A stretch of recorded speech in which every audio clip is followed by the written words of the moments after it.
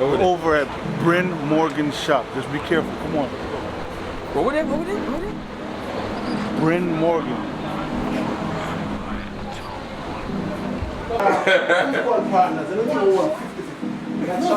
That doesn't say it. The history.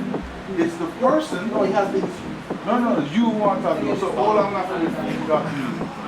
You want to talk to. No, there's a reason why I sent to him. Okay. Let's go talk to him. You have more issue with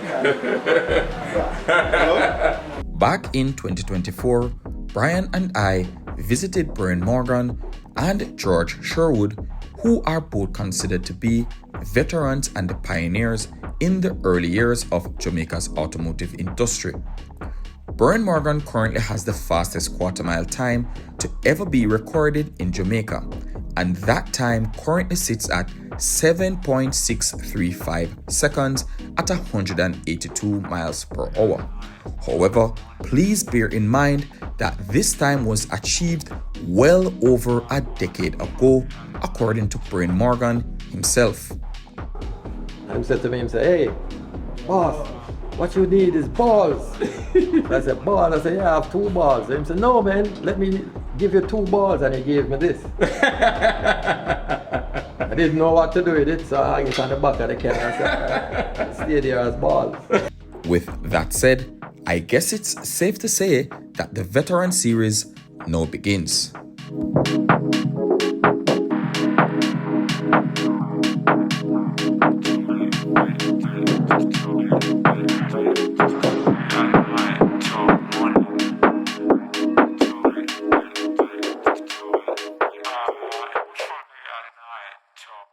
Alright, so I have to call you legend in this thing.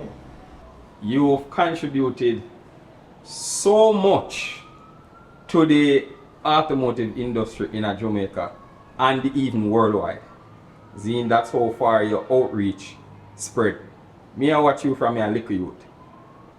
So the first question I'm going to bring to you is, how are you?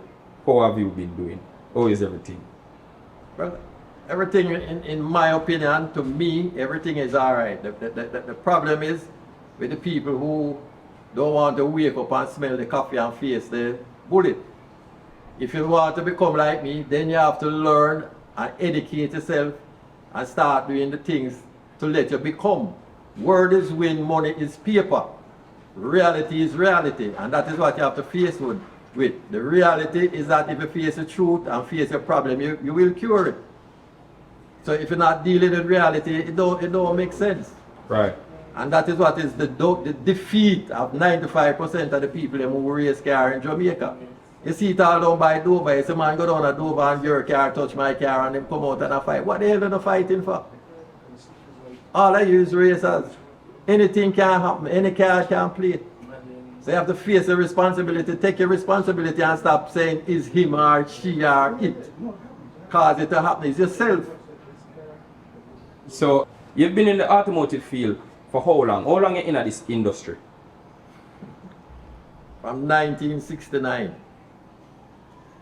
I've been to nearly all of the car manufacturers in the world, including Lamborghini, including all of them high-tech car, Porsche, all of those places. Been there, done that, see that, and I'm highly respected there. As a matter of fact, when I was going to England on a course, and when I was going to England in 1974, I got a call. I was with a company named Darwin Diesel doing a course, both teaching and teaching them some of the things that I learned. And he got a call from a very, very rich man at the time in the world. Had a yacht in Spain. Needed somebody to start it. Nobody couldn't start it. I've never even seen an engine like that when I reached there. And when Mr. Darwin said to me, look, we're going to Spain and we're going to do this and that. I said, boy, I don't have no visa or no pass to go to Spain. And he said, who tell you say you need that? You're going with us. And the next morning there was a Learjet outside waiting. And we went on the Lear and went to Spain. And within 12 hours I got that yacht running. And that is actually, him said, don't charge the man because the man rich people don't like to pay it.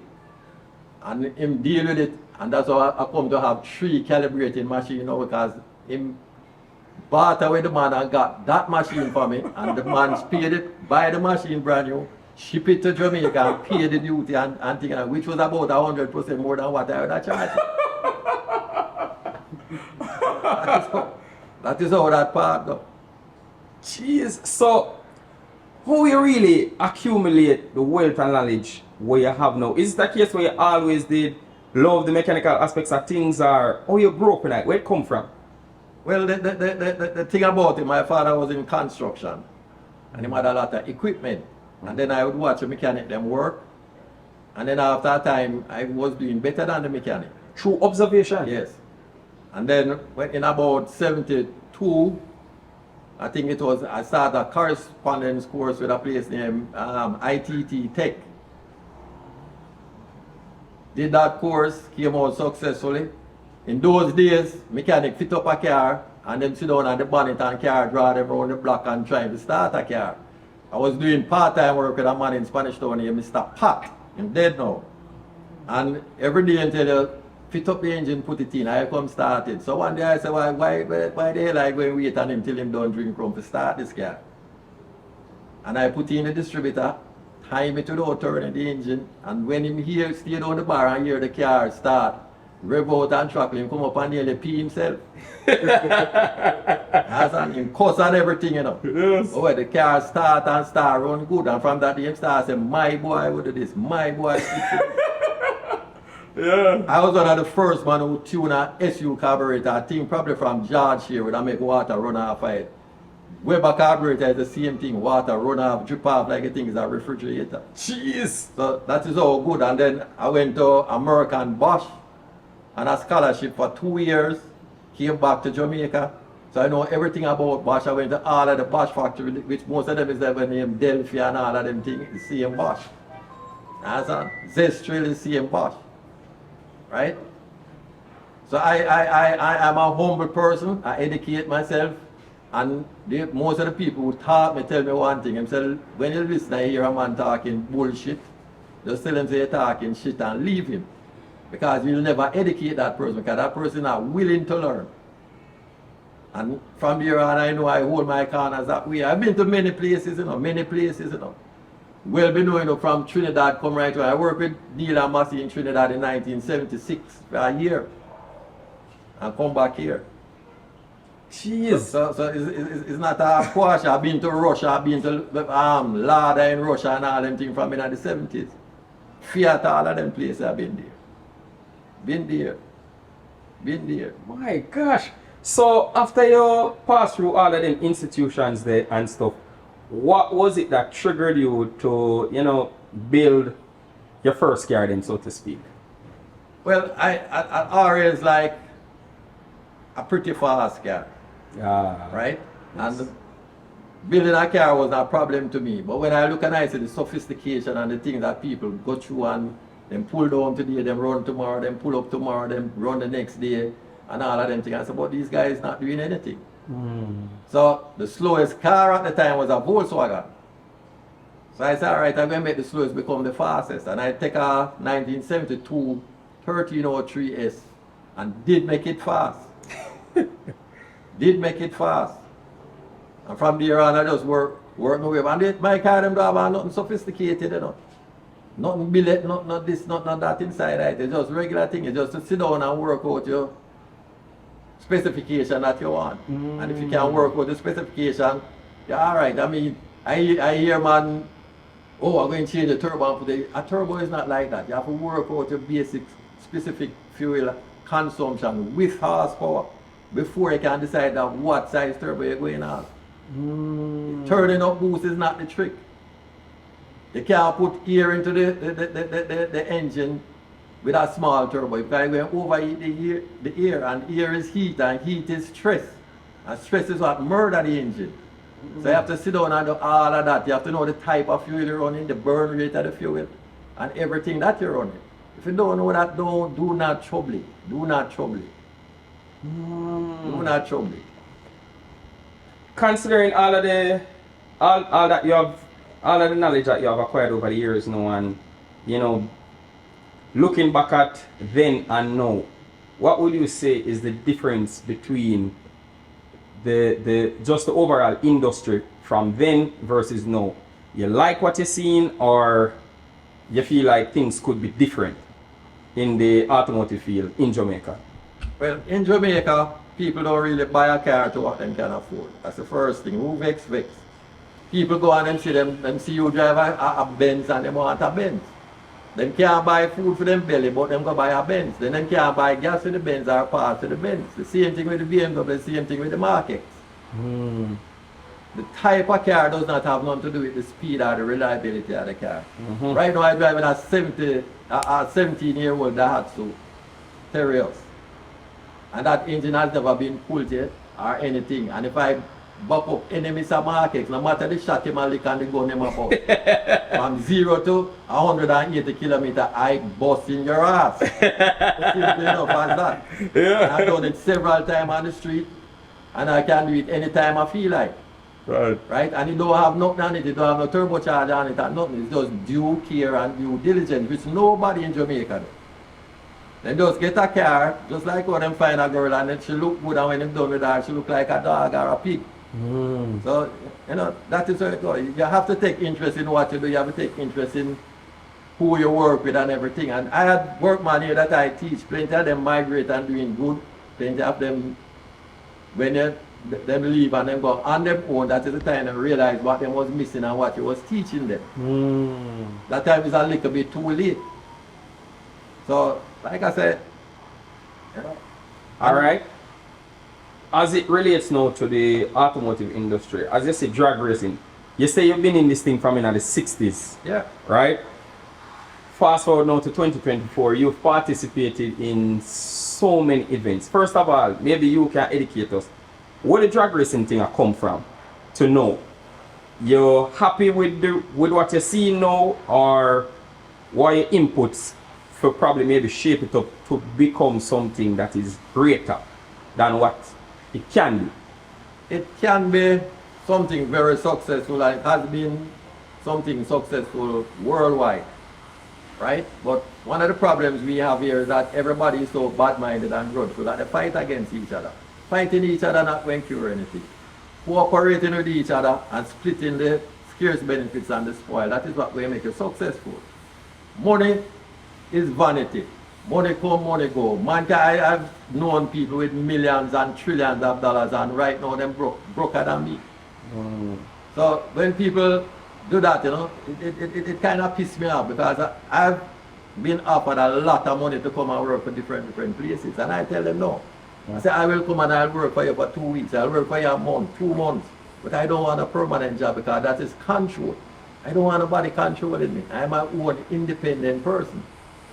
And they understand, and when they see you at work and they know that they can't trust you that much, they don't worry about anything. So there's a lot of places I go, I get like that parachute. There was a guy working at Air Jamaica. I used to work part-time with Air Jamaica. A lot of people don't know it. I am a helicopter pilot, I am a fixed-wing pilot. I don't tell nobody nothing, it's the first I say it. Right? And that there parachute is a guy who used to work at Air Jamaica. I called him up about 3 weeks ago. I said, boss, I need a parachute, I need some plugs, and I need some lash cap. Lo and behold, last week, Friday, call me, I'm in Jamaica now. I have your things, come feed. I said, how much? He said, what the hell you asking about how much? If it was you, I wouldn't reach where I reach. And he was a frame expert now at Walt Disney working. So that's how good I teach people. Jeez. So it's safe to say pretty much anybody who comes around here leave with a wealth of knowledge. Wealth of knowledge. Even the people who I buy auto parts from abroad, performance parts, everything.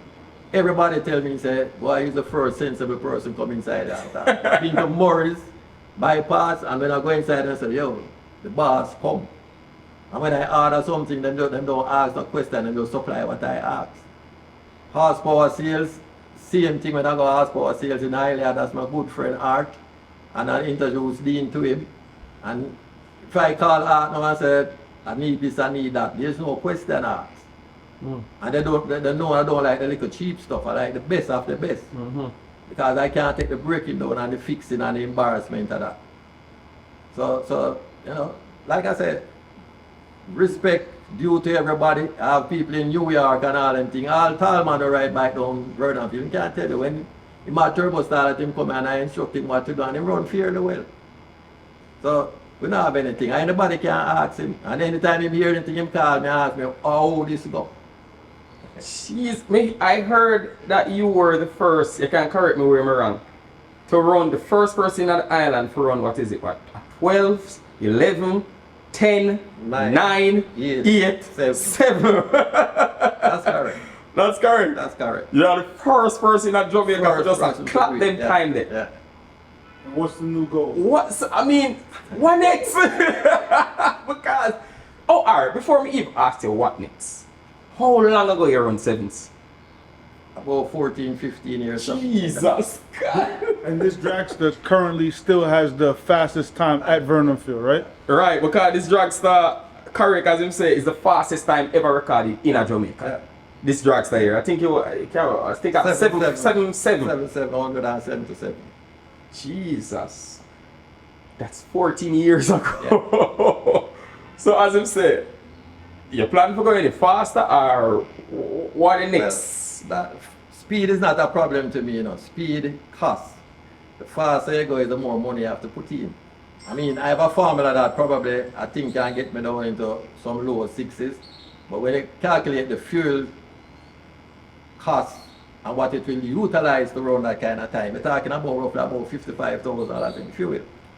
Yes. You know, the game don't play that. And I don't have that to inject inside of something everybody else can come and smile with you and gone. 55,000 JM. Jamaican dollars, yeah.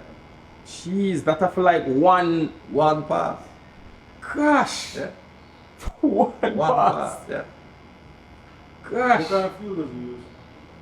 It's nitromethane, right? No, I use alcohol. Oh, alcohol. Straight base alcohol. Yeah. Because when you're running alcohol, if you have the tune right, you don't need water in the block. But if you don't have the tune right, it will toast the engine worse than gasoline. Yeah. So it's a matter of thing. You have to know, you have to have a very good ignition. You have to have, you know, a great experience. You have to know how to read spark plug the right kind of way. So you can see the color of the plug, which tell you the ignition time and tell you the fuel that go in it.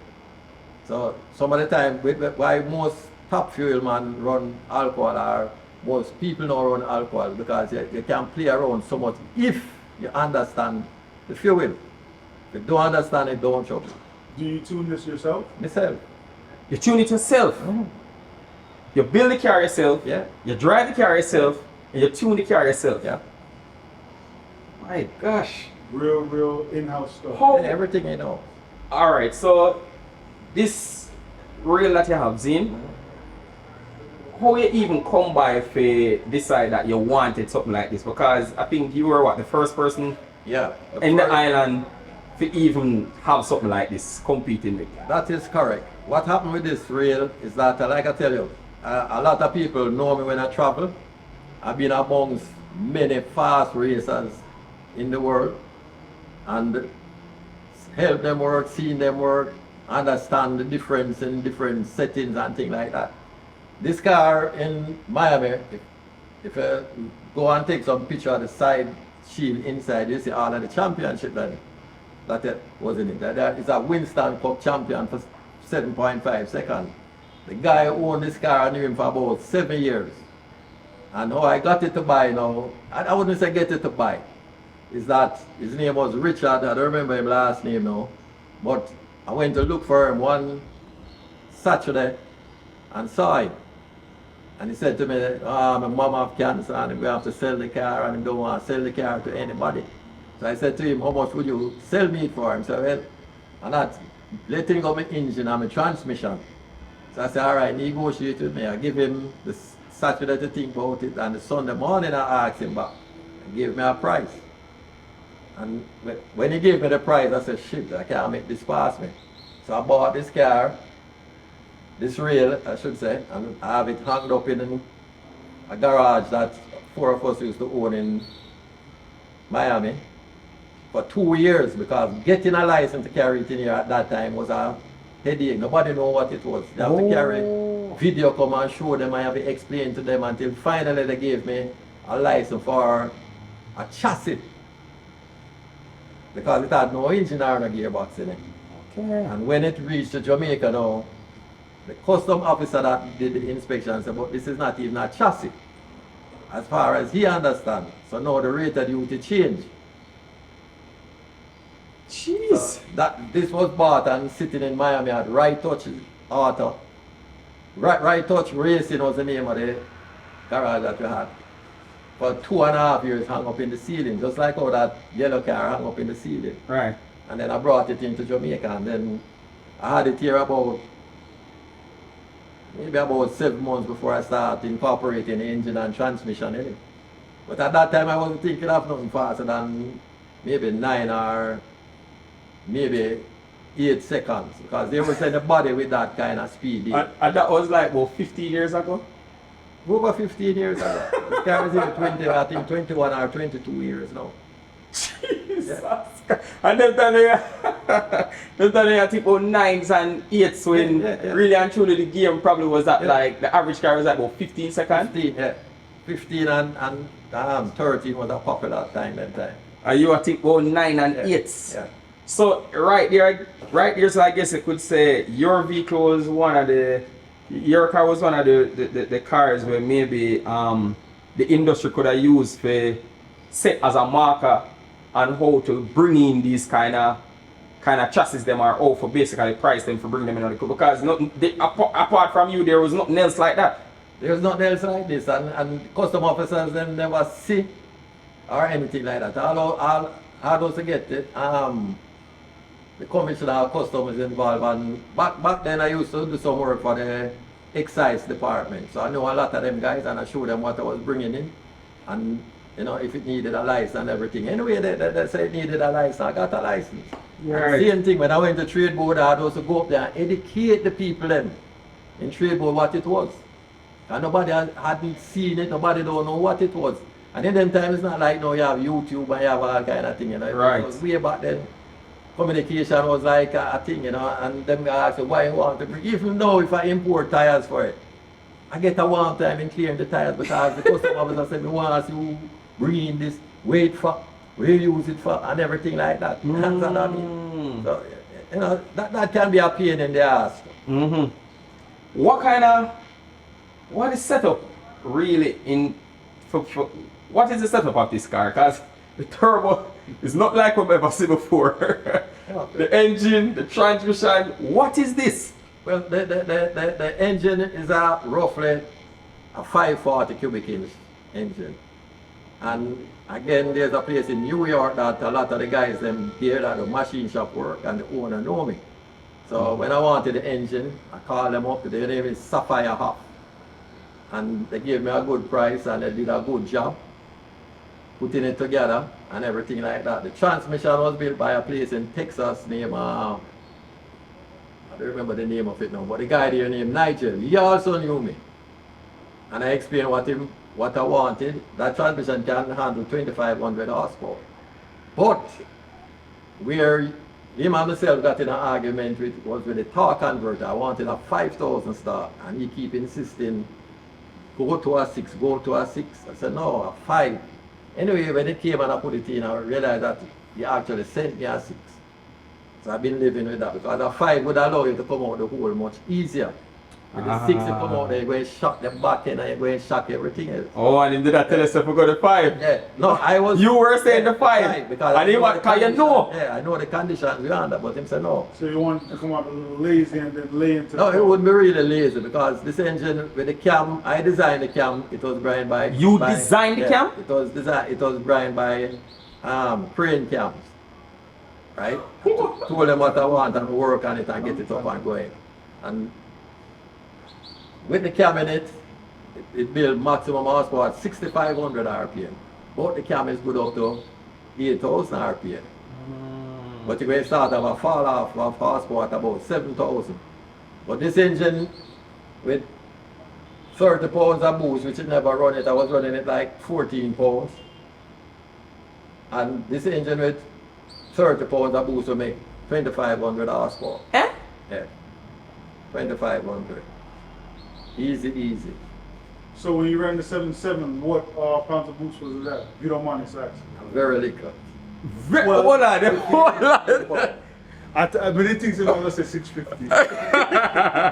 So 15 pounds. It don't make sense stressing on the engine. at 7.7, Yeah. 14 years ago, that was 15 pounds. Yeah, And the engine capable of, like you said, for run like 30 psi. yeah. So I know you don't really. Put the maximum on it, yeah. And one of the reasons why I don't do it, Nigel, the guy who did it at Sapphire Half, was suggesting that I O-ring the block. I said, Nigel, if you O-ring the block, it's going to put me in a position where I'm going to try and run too much boost. Because I'd seal the block better. So I said, no, so leave it on O-ring. And me take a chance here. If anything happens, I can buy the O-ring tool and do it myself. So that keep you on a limitation, not to get overexcited and do anything. And next thing again, I don't think the ring and pin can take more than about, I say 1800. I mean, them tell me say to take 2000, but in my opinion, looking at it, I doubt it if it will go there 2000. I mean, if you progress it on, yeah, but if you shock it, it's not going to do it. So is everything the same with the car from when you ran it 15 years ago? Nothing has changed? Basically. Okay. The only thing 15 years ago, I was natural aspirated. Now I run in turbocharged. Oh, so the car was Natural. natural before. Yeah. And how much this car used to make like natural, and what was the time you did run with it? Any? I used to run comfortably 8 seconds. That 80, 84. Natural? 83, yeah. Easy. Very easy. Natural aspirated. And that was with a 14-to-1 compression engine. It was not that dramatically high. But like I say, you know, I'm in fuel business for the last, call it 50 years. So I know I can blend fuel and help myself a little bit. Okay. So which is why you come back to what you're saying, that even though you put turbocharge and other turbocharge on the engine, you really not start utilize it can do then per se. I don't really, because I'm not in there to show off, you know. I'm in there to learn and to actually experience the whole system. A lot of guys in it, them in the show off thing and the hype. I'm not in hype. Nobody never see me come around and feel a hype yet. Funny enough, that's you know, I always say you just take your pass and you kind of just You go- sit down and sit you down and relax. just relax. Like we never yet see you in the whole media No. thing and like The thing is, if you know the rules of the game and you play it by the rules, as a driver or a mechanical engineer who's servicing the car, you're not supposed to drink, you're not supposed to smoke ganja, you're not supposed to do anything, you're supposed to stay safe. And I've seen drivers down there smoking weed, drinking beer, drinking Appleton. And I have to look around and I wonder what the hell them doing. Understand? I was one of the first men, believe it or not. And Raj Singh can tell you. I was one of the first men who, when an accident did happen on a Burnham field with look up, I know the people who was to go to get authorization to use Burnham field. And I was one of the person who steered it. I was one of the first person who put up $150,000 back then. So as to the paperwork to get it done. Until now, the people who take over, which was NDRC, they got luxury in their mouth. And what was it is they were fighting and poisoning the member minds against the club. The club was much better. Here is where the club is better. this was what JDRA, JDRA. which was I think I heard was a non-profit organization at the time. Yes. Right. And what we did, we put on a race meet, because all the members is a shareholder. Put on a race meet, and then at the end of the year, every month or every 2 months, we give them a breakdown of the finance of the club. And at the end of the year, we take out 3 meets money. So if it's $1 million per meet it costs to put on back then, we take out $3 million and put it one side, and then we divide the rest of money up to the members depending on their class. So I could easily well race, don't worry about no financial problem, and when December come, I get what I to get, and if it have to make up, I make up and I make improvement. Which to me was a better Well, thing. that sounds good. So what was the issue? There wasn't an issue. There was a couple of bad-minded person, including I will call one name, Mr. Somerville, David Somerville. He was one of that kick out. Al Rastaman here love it. He was another one. And I could call about 5 more of them names. And that's where things go bad. And then now there's these guys coming who have a little political string and them was nosing around. But you know the good thing about it? I think 5 of them dead already. I still alive. I'm wishing for nobody dead. Yes. I mean, death is appointed unto everybody, but bad Right. man they carry down faster because you can't sleep at night time. True. Yeah. True. But to what I say, and I've heard before that the JDRA at the time, it worked pretty well. Them even used to have Quick 8. I've heard stories about Quick 8, a woman used to come enjoy themselves. And yes. I heard that, to be honest, it was very good. Very organized. We run 130 cars in one day. We start 7 o'clock the Sunday morning and we're done by 2:33, sometimes 4 o'clock if we don't have a problem. Then that's how the Quick 8 came in. Nobody didn't want to go home at 3:30, 4 o'clock. So we said, all right, the Don't 8 race fastest car that drive come to Vernon Field and race, we're going to find out who is the 2 fastest.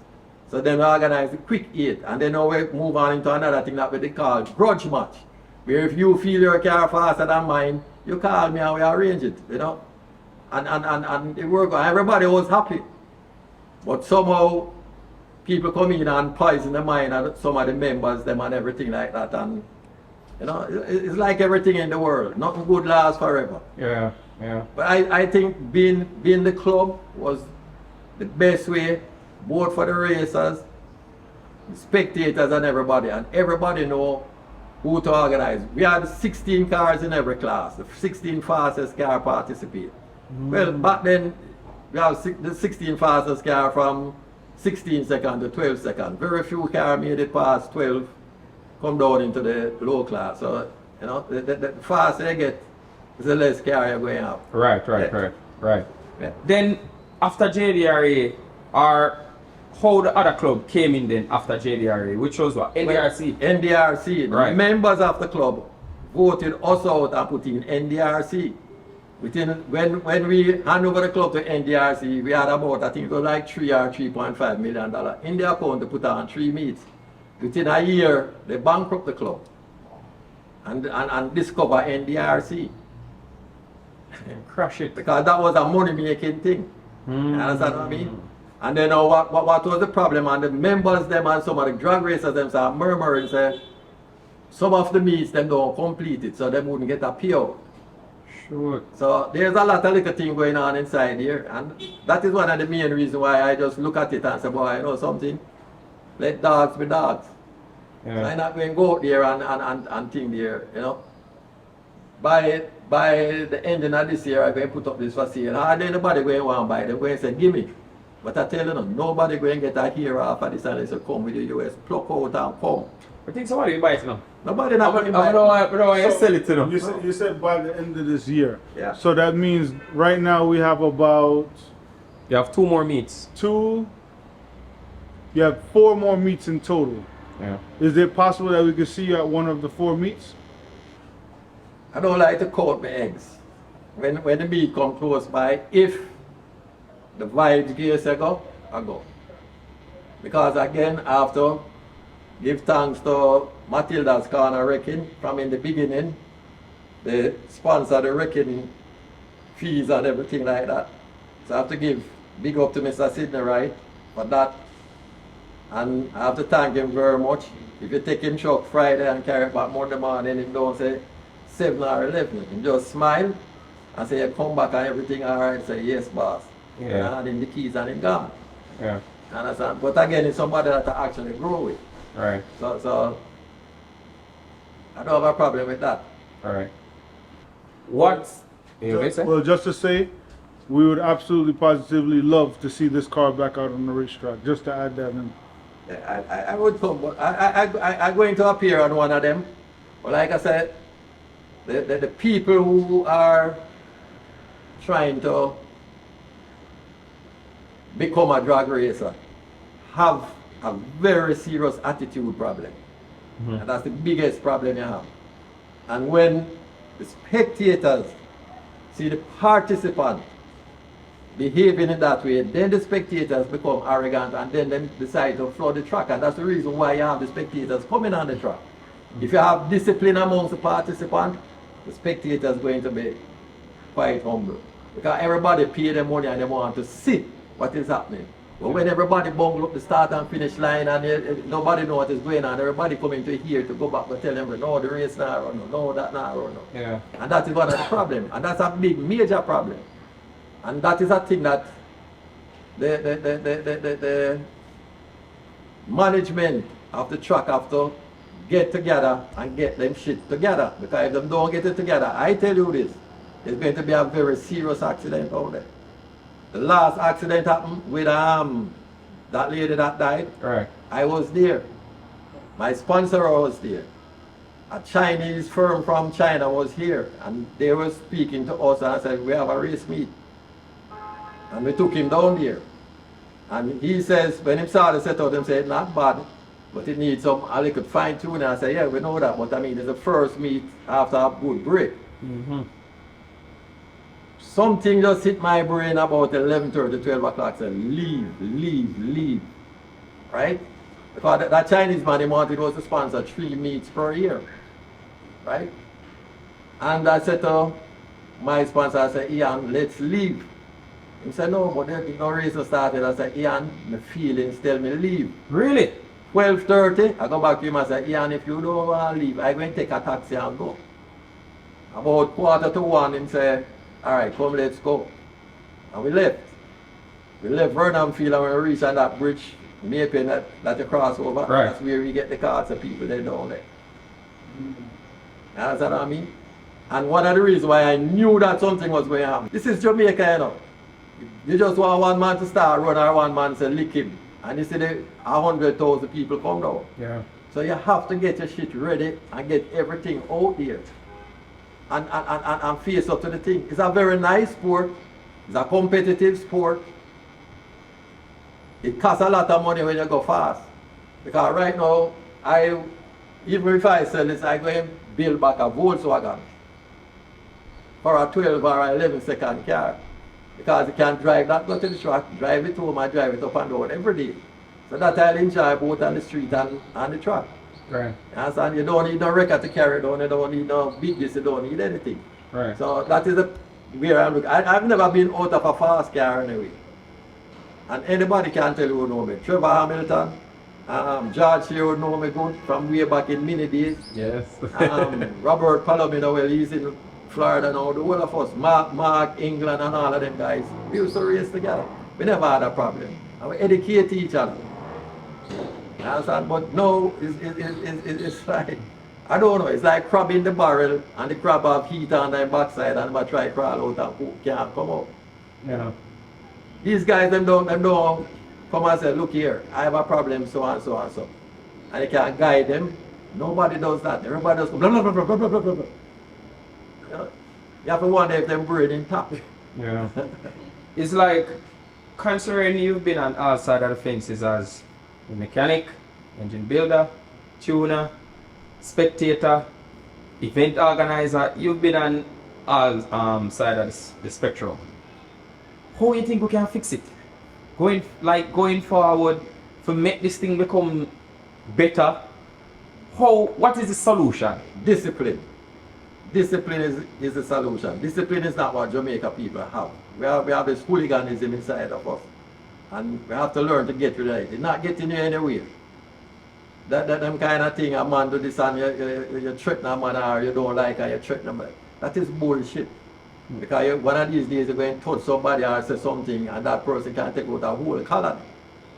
Right. Because it's not hard to do nowadays. Everything is right at your fingertips. It's just to press the button.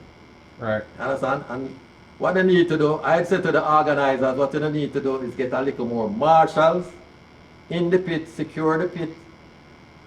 You need at least, I think we used to use 8 marshals down the quarter mile.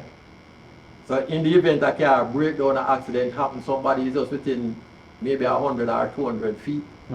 We used to have a van, Ray used to use his pickup. If a car breakdown, he was the one who go down and tow it up. You know, and they can fine tuning. There's nothing wrong with it.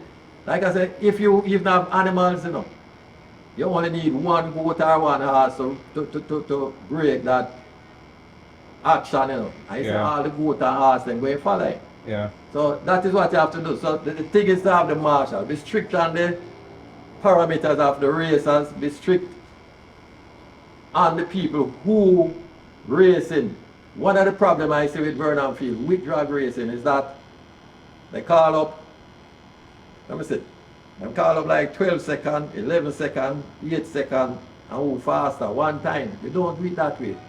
Despite the fact it might be 2 cars in 8 seconds, you call up the 2 cars for 8, and you prepare the 9-second car behind it. So that way you don't have a bundle of cars. Some of the time when I go and I look at the start line, I say, boy, you don't know who going run what, and man pushing out and doing that. It don't work. You only who taking more time. It would be nice if you can organize and get everything done by 3 o'clock, and whosoever want free for all, like we would have said, you think you better than me, put your money away there, or come, we can see who better. Yeah. You know, people used to enjoy that more than anything because it's like street racing. Yeah. Right?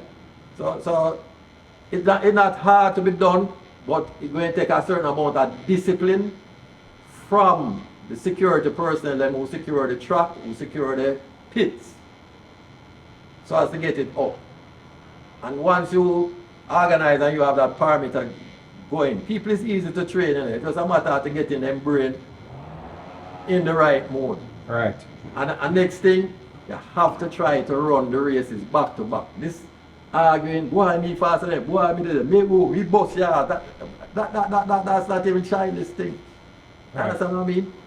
Me and you going up, you say, all right, you and me going up. You go to the organizer, all right, me racing John Brown. John Brown come, you come. And you and him prove your mouth. Don't have your mouth a blah blah blah blah blah like a fool or anything. Yeah. Because you don't know what may happen. This is a car race. The car can move off and the axle cut, the car can move off and the piston say goodbye. Right. So the chatting and the boasting and the hype doesn't work. Reality is what works. And that's what I deal with. Reality. Give me the reality and I will go with it. Right. Even customers walk in here and I talk to them. And when you talk to them, they tell you, oh, the mechanics and this, that. I say, look here, come here, let me teach you something. I carry them and show him. Mechanic never even knows that it exists in a block.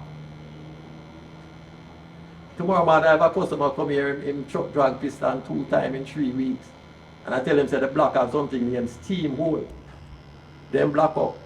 Call me back and I tell him where it's at. And call me back and tell him, say, yes, him see the hole them, but the mechanic never knows what. So I tell him, bring the block home tomorrow morning and clean them fine. So that is the thing. And I'm not charging him because he's ignorant to it, and the mechanic 10 times as ignorant as him to it. Yeah.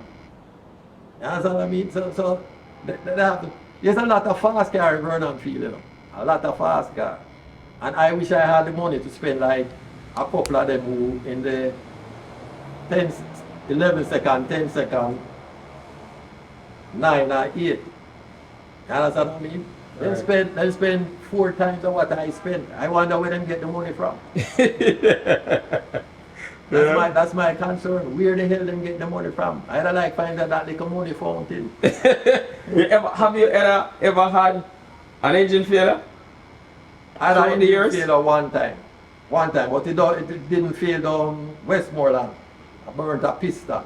Mm-hmm. And I lost out the whole day and they never lose much power. That's all you have from That's this all I engine? have. Yeah.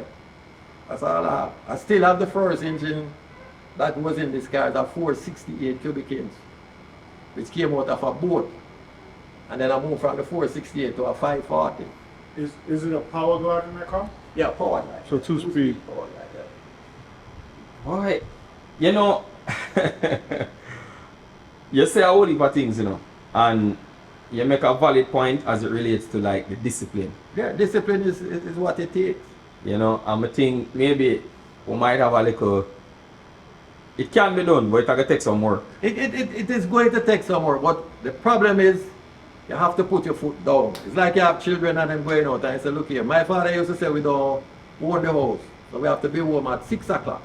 Even when we're working, we have to be home at 6. If anything comes through the gate after 6, is dead man or thief. We are supposed to be home at 6. Yeah. And so when you're ready to go home, anytime you want to go home, make sure so you find a place to put your head. Right. So we live by that. We grow by that kind of discipline. And I did agree with him because when I started having children, I laid down that same discipline and it worked. Yes. You understand? My big sister never laid down and she had problem with her children. Yeah.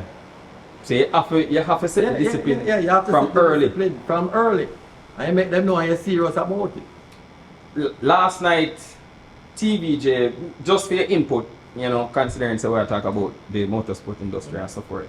Last night, TVJ aired a conversation about illegal street racing and what was happening, you know, across the different parts of the island, around Lake Spain and Iron Shore and so forth. And they had the organizers to come and speak about it and see how best we can move forward with drag racing, with sponsors and corporate sponsors and the Automotive of Jamaica, the Jamaican government and so forth. What are your thoughts on that as it relates to like how maybe the government can alleviate with maybe import duty, tax, or, you know, what are your thoughts on that? Well, I'm very glad you brought up that because if you look around, government, which I believe is a big C, make the most money off motor vehicle, import duties, gasoline tax, this tax, license, insurance, GTC and insurance. What has the government done to spend to put everything? You have football field. We have 3 stadiums in Jamaica. We have a stadium up in town, we have a stadium up in Sligoville. Right. And we have a stadium in Montego Bay that has never been used. Never use. You understand what I mean? Right. So a drag racing strip officially can be made, can ease all of that congestion, and you could put one in 3 or 4 parishes, right? Because Montego Bay now is no longer Montego Bay. Montego Bay is a city. So you need to step up to the plate, you politicians, and stop dipping out in the money and spend the money and make the people them feel good. Right? Montego Bay need one. Kingston, St. Catherine and Mandeville, we can work with Burnham Field for the time being. Right? Until Joe Biden say he wants it back. So we have to just work with that. When Joe Biden said he wants it back, but it will be good for them because I've seen on TV where people in Montego Bay racing down, I think it's Iron Shore. And this little thing. Right. And I'm saying to myself, that's a recipe for disaster. People want to exercise themselves. Horse racers love horse racing, so them go horse race. Car racing, racers go to car race. Politicians go kiss the people them ask to get vote. You understand what I mean? So we are the burden bearers. We need to see you step up to the plate, politician, and spend back some money. I mean, I one time went to Ministry of Sports to get a letter to bring in my tires because one time the first set of tires I brought in, customs hold on to it.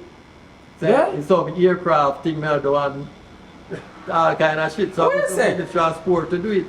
And there's nobody up there for you to talk to. It's a lucky thing. I used to work for some of the custom officers and one of them come in and see me and ask, what happened? And I tell him.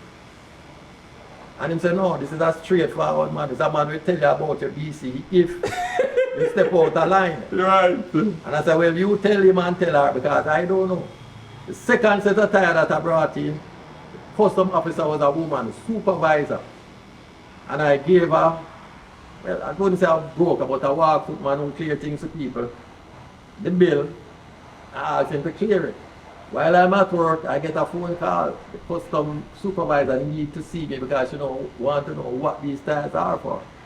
So I just leave my business place, go to the wharf, spend 3 hours explaining it to her what it is about. And the good thing back then, there was internet, so you could bring up the tire and say, yo, see it here.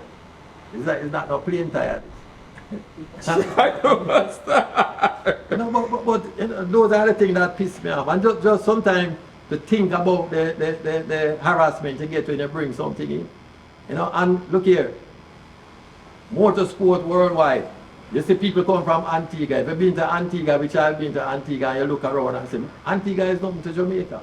But we're Population promoting at less than 100,000. We're promoting tourism. Mhm. I don't know for a fact, but I heard that Formula One at one time wanted us to build a track in Jamaica. Really? I don't know for a fact, but I heard it several times over. So it might be possible, and that is a tourism promotion. Hundreds of millions of dollars spent with Formula One. But you know, considering you who have been in the motorsport industry, as I said, from the 1960s. Yeah. I mean, what is it that is so difficult to build a track? What is so difficult to build a track in Jamaica? What is it a case where the red tape are? Because we need one, and it's almost like it's the hardest thing everybody might ask. It's like they can't really get definition. Yeah, but one of the problems is that too much cockroach in where we are to get the permit to build. Now, if you notice, there's a lot of houses and high-rise buildings going up, and if you talk to Mr. Mackenzie, he will tell you that Kingston cannot support that. In Spanish Town here, you have a rule that says you're not supposed to go more than 2 floors. Look around, it's a 3 floor going up. You say a scheme supposed to be doing here is 4 floor going on that scheme, which is a pond. So that can sink at any time, because from my being in Spanish Town, I know that place is a pond. It never out of water yet, but them doing development. So, you know, yeah, you're welcome to development, but it should be done in a secure manner with discipline. Understand what I mean? And some of the houses that I said built, I was all surprised. I think it was last week, Sunday, I woke up and I hear them selling lots on St. John's Road to 6,500 to 3,500 square feet. And I'm wondering which part of St. John's Road that is. And I said, I'm going to have to drive go up there this weekend to see that thing. Understand what I mean? So there's a lot of things that them should be doing. But our politicians don't give shit about us as long as them win and sit down in that seat. What them care about is them pocket and how much can fit in them pocket. Yeah. You understand? Because I know plenty of them, and I know plenty of them go to them and say, boy, them have a problem. And him say in there, and the politician really finger them like this. Money. How much am I going to make? Yeah, and him go in his pocket and him take out, according to him, 200,000, and he push it in his pocket, and the politician give him an answer and say, I will make you know. That's over a year ago, and he don't know. So, we need to grow up out of the little cockadoodle place and everything. If you're going to work for the people, make it, whatever you're doing, you do it for the people. Yeah. I have customers come here and them totally lost, and I straighten them out. And I don't try to say, look here, go free, just go on. When you have the money, you come back. But guess what happened? I profit. Because when they go out on the road, them call my name. And somebody come find you. Come find you. So now, it's not what you're doing now, it's how you do it. Right. And that is what make a lot of sense, and that's what make a lot of people survive. The principle of how you do things. Right. And that is the biggest problem I have with Jamaica, because some of the time I tell the truth, I people pop up and go, Costa Rica go live, it's 100% better place than Jamaica. Yeah. Cayman is good too. Yes. I don't like the Bahamas that much. I do a lot of work for them, but I don't like them. Right? Trinidad, I wouldn't go Trinidad. I work in Trinidad in the 70s for Neil and Massey. 1 year and come back here, but I don't like Trinidad because the people behavior is similar to that of Jamaica. Yeah. But things can work, you know, but you have to have discipline. Right. Discipline and organization is the two greatest things. If you don't have the discipline and you don't have the organization, don't bother with it. Because in any crowd, anywhere you gather 1 and 2 together, whether it's animal, it's bees, it's roach, anything you gather together. And one, you only want 1 or 2 break out and say something. Or one man just run out and the crowd see him run. Everybody will run behind because they don't know what True. he's running from. They must be seeing something that True, they know. I'm running right. Yeah, so the discipline is what really needed to be done. What you think about, like, I know you say you only maybe participate for 1 more meet, and that is it. Like, after you retire this car, what next? Like, you know, because, you know what, but personally, I think that for somebody like you who has contributed so much and do so much, you can't just leave so, you know what I mean? It's not a matter of leaving, you know. The thing is, today, everybody is looking at the paper. Don't look at the paper. If you had an idea that you're going to build a hotel, the first thing you seek is a nice place where you can build. The second thing, you find somebody who can design a nice, comfortable design, so that when the guests come, they can enjoy themselves. It's the same thing. So it's a matter of cooperation, look into what is what, and then think. But everybody in Jamaica, what I see, especially since COVID, it's just like pigs in a sty. Right. That's what I mean, and things don't work that way. And I say, they say progress is building. Yes, progress is building. But at the rate of that time where I say housing is going in Jamaica and the cost, Yeah. it is a very dangerous way. Because I can tell you, the US dollar is collapsing. Our both tied to their dollar. So we are going to collapse too. Mm-hmm. And they're going to become the time that we are icy, they take out good agricultural land and building houses. No, it's nice to have a house, but what are you going to take and feed the people? Mm-hmm. People need food to eat. You can't sleep out in the open unless rain fall. That's what I mean? Yeah. So that is what they need to look at. So if you ask me a question, I would say the people who run in the country do not have no visualization of what they are doing. And if them vex or no vex, it's not my problem. I speak the truth. All right. So who don't like it, then do your next best. All right. As it relates to rivalry throughout the years, you see anybody who either considers as like a rival or somebody who push up for go faster, or even though it seems as if you always died at the curb still, or you have nobody who inspire you throughout the years? Well, my favorite driver, and I know him, was a old man now, lived in Clearwater in Florida, named Big Daddy Dan Garland. Mm-hmm. He was one of the first person that I spoke to, and he was a good guy. Mm-hmm. And he's alive still. I think I heard that he's 96 or 98 years old now, and he's still fooling around cars. Whoa. John Force is somebody I've been admiring for years. I hear the name. Yeah, John Force. He's basically like me in America. So Yes. my daughter doing extremely well to Ashley Force. Mm. But you know, it's born in the family, them have the sponsorship, them have the trucks, them have the good organization, so they will prosper. Right. Australia has a couple of guys down there and girls that run good. Right. So it all boils down to discipline, which most of our people don't have. Car racing or any form of racing, at least Osafa Powell can tell you the same thing. Usain Bolt will tell you the same thing. You could be the fastest man and you move off the shoes, drop off of your foot or your bucket to her. You must say, hey, this one I know your own. And you wind up dead last. And you don't worry about being last. What you have to worry about, what happened, why I'm last. Right. To prevent it the next time. And That's is what right. I do. Plenty of the time I racing, people don't run off. Yeah, I can run faster than 8 seconds. But guess what? They're coming out of the hole. Coming out of the hole is not the trick. Right.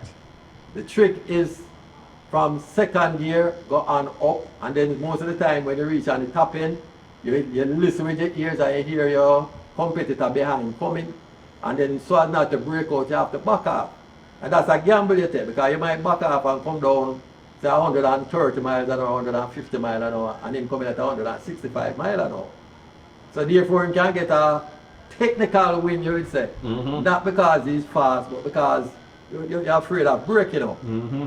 So there's a lot of tricks in the trade and everything, because I do a lot of that. I back off a lot, I hold. As a matter of fact, if you look at that, this brake here. Yes. See, this is a brand new caliper. The last time I was in Vernon Field, I was hang on to the brake till it break the caliper.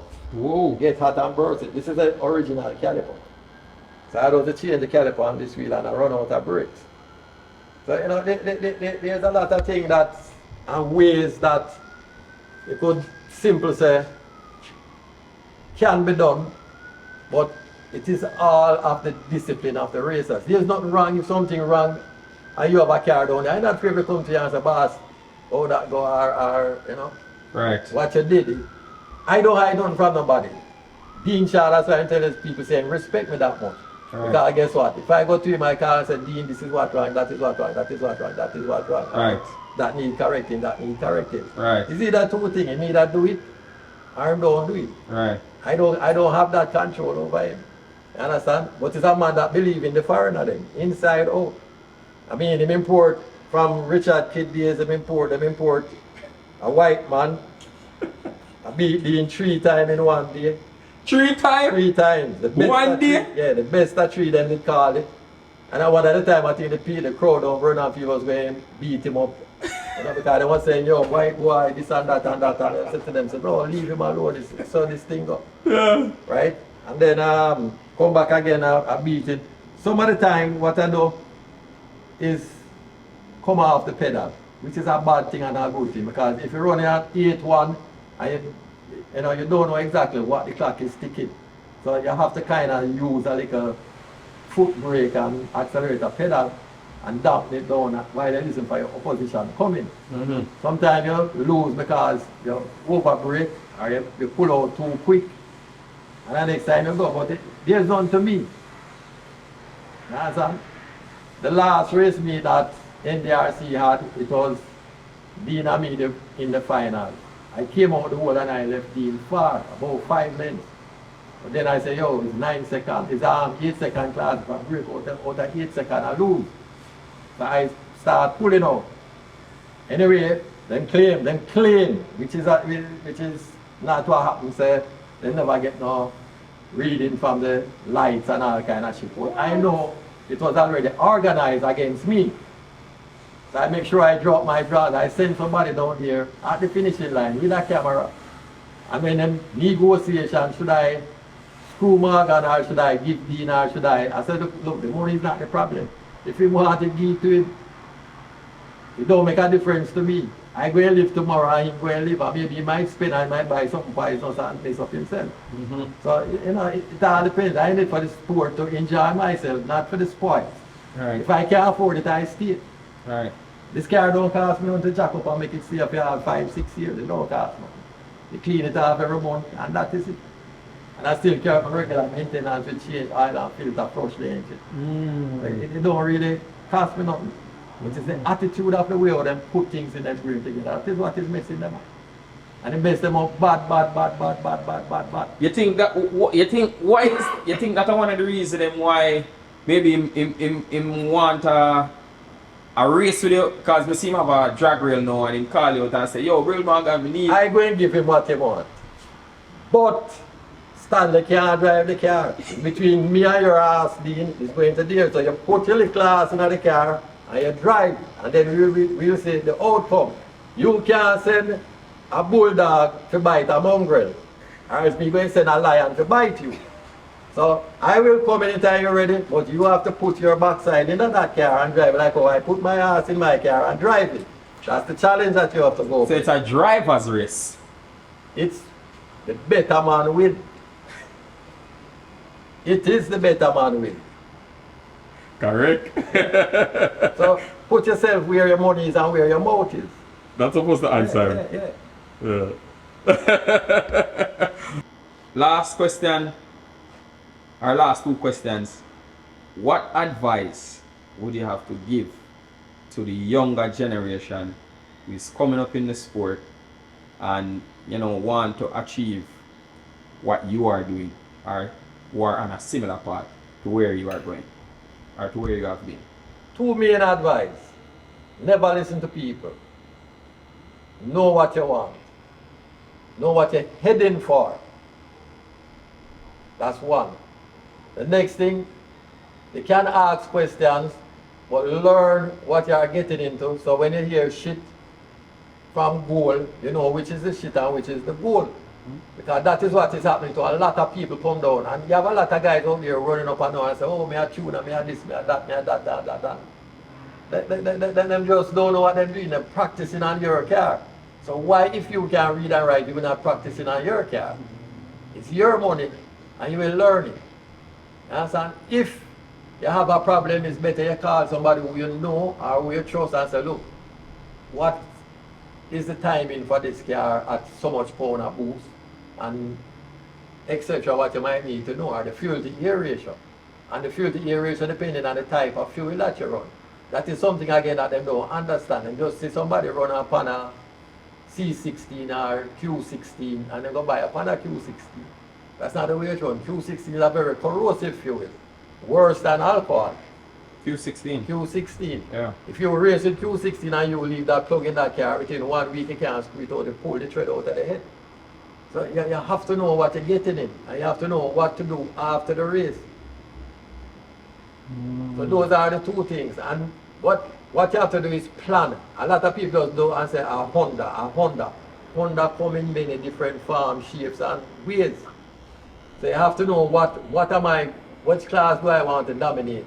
You know the weight of the car, you work out the power to weight ratio, and then you say, all right, I need an engine that can make 400 horsepower. That will carry down there comfortable, right? And then you work towards the 400 horsepower. What is it going to take to build an engine for 400 horsepower? Turbochargers is the next science that them don't even understand. Turning up boost don't make more power. Turning up boost make more heat. Every turbocharger have a specific horsepower, which is the CFM that it puts out, the amount of air volume that turbocharger put out. You cannot use a turbocharger that will make 700 horsepower, make 1,000 horsepower. Not even if you wind it up to 200 pound of boost. All they're doing is melting the engine down. So when you're buying turbocharger, if you want 600 horsepower, better you buy a 750 horsepower turbo. Because you're going to step up. So always do the leave it for the step up, like you're building a house, you say, boy, I want a 2-floor, but I only can afford one. But you make the preparation for the staircase, when the one go up upstairs, then you're going to clear. Right. Last and final, any big up? You have anybody you want to shout out or just still thanks? I shout out to all the racers, ladies and gentlemen. My saying to you, getting yourself disciplined, getting yourself organized. I've seen a lot of Honda guys driving on YouTube. And sometimes I wonder if they're riding a donkey or riding a jackass. Because that is not the way, when you're driving a race car, it's supposed to be back in the seat and shifting the gear. These guys shifting the gear on the steering going left and right and going like this. You know? And I wonder, I said, what the hell are you doing? That is not go-kart, they can't drive that way. And that's why them skip gear, because their body position is in the wrong position. If you relax back where you're to be and your seat is comfortable, the gear lever is within reach, you can shift the gear easy. But them all over the place. You like them Honda? What do you think about them Honda driver and them Honda? What do you think about them? Well, the Honda fit the name Honda. You know, Hound Dog. That's what it means. Yeah. Right. So, you know, we have to big you up. I'm personally have to tell you a whole heap of thanks. Although we're going to talk about that car a little bit now, but we have to just tell you thanks for just allow us the time, you know, to talk to you, because as I say, I've seen you observing your race for over the years, and I always just admire how you just do your thing. You know, you're not talkative, you just stay to yourself and you make the work speak for itself. That's how you work. You understand? That is how it's done. You have to concentrate on what you're going to do. You have to walk through the car back and forward to make sure that everything is in its right place, nothing falling off, to make sure that the plug's tight, to make sure that everything is alright. You cannot depend on a mechanic to tighten the plug, because I did that one time down Westmoreland and the guy draw the thread out of the head. So, you know. Jeez. So I don't really depend on nobody. When they come on to massage in my car, me massage her. Right. Me alone massage. Right. The stickers from Winston Cup that this car run. Right. 7.5 seconds. Those are some more stickers over there. About 2 or 3 fell off that side. And this is a certification from NHRA. For the chassis. So it's this is the sticker where them normally stamp on it for when it's certified. Certified, yeah. That's a certification sticker. Oh. This has nothing in it. See? It's just a regular MSD10. MSD closed down also and don't make this any longer. A regular MSD10 I have inside there.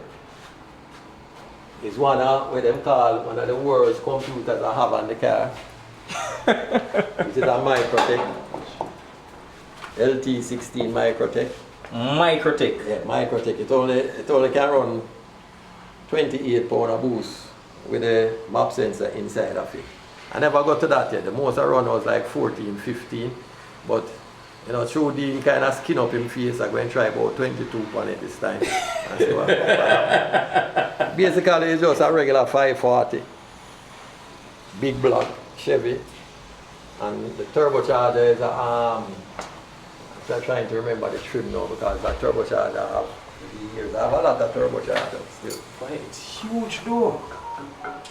This, when I spoke to the manufacturer, them say it's supposed to can build up to 2200 horsepower.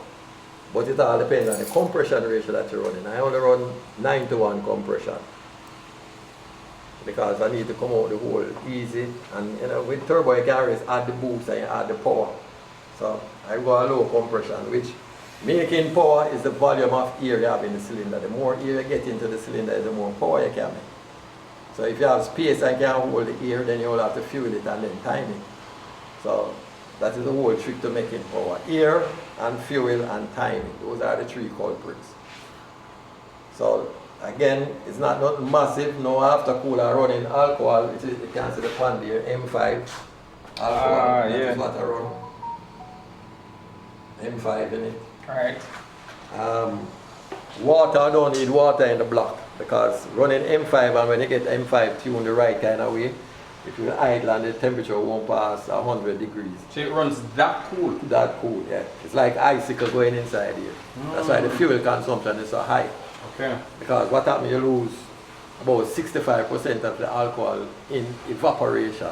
Oh. So that is it. And then you have to have a very good ignition system. You say you lose about 65% 65% of the alcohol. Yeah, in cooling. Jeez. And these are some injector size. Mike Moran made me these injectors. Somebody I know quite well. Made you the injectors? Yeah, these are 575 cc injector. 575 cc. This can pump out roughly about a gallon of gas in less than a half a minute. 575 cc injectors. Yeah. These are. Jeez. I don't even think Precision will remember when they made this turbo right here. Yeah, I still remember. I spoke to them about a week ago. What size back housing is that? This I have 3 back housing. I have this is a 132.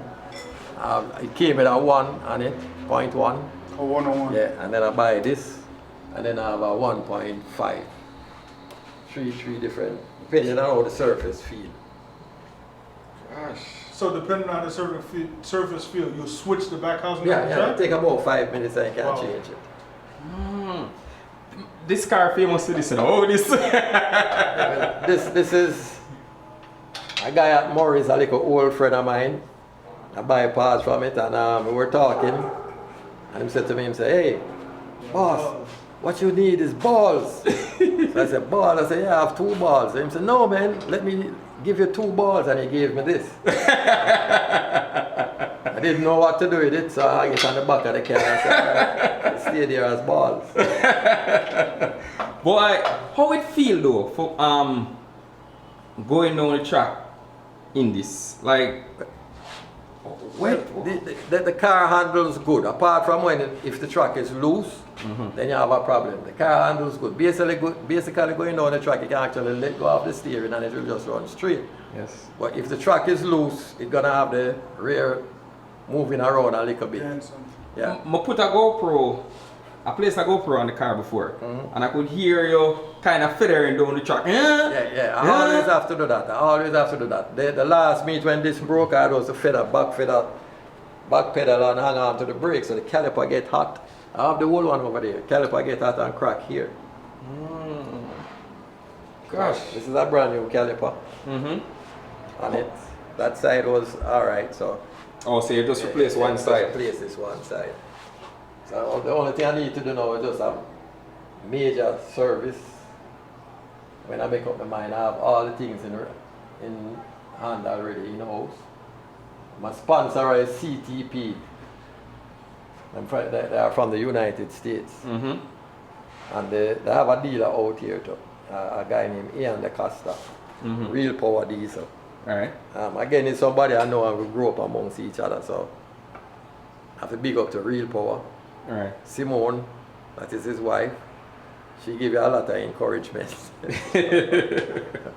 Right. Women always love see her saying, you know, go a little faster, yeah. Yes. You know, that is the kind of endorsement that she gives. Right. But she's a nice lady so far. I know her from, she was basically 14, 15 years old. Her father was my good customer. Okay. And, you know, we haven't left out each other. Right. We cuss each other. And nobody begs. Right. So, you know, it's good friends. Right. You see me, you tell me where you feel, you tell me tell you back where you feel, tell me where you are feeling. Right. Yeah, so that's how I run life. I don't grudge anybody. Anybody want my help, want me to come and teach them something or show them how it's done, they can come. But prepare for a straightforward teaching, not going around the bush and maybe this and maybe that. I'm going to tell you about my experiences. Let me talk and then you tell me what your experience is and then we can work it out and see what is happening or what is not happening. Right. I've done a couple of fast street cars. Right? I built street cars for myself and I done pretty fast. And my most enjoyable street car is a VW Bug. And I'm not going to lie because that's the slowest car in the world according to everybody. And plenty of time I'm going on the road and you drive out and people blow you. And I wait until they come up beside me and say, what you blowing me for? I said, move the whole car out of the road. I said, press your car. And I dust them. I remember one Saturday morning, I dust a Audi, turbo Audi. The man saying was a doctor from Old Ferry to go up the boulevard. And when I reached the stoplight up the boulevard, he came out of the Audi. And so to me, say, what kind of engine you have in there? I said, VW. He said, not a backside. It's a Porsche engine that in there. I said, no, it's a VW.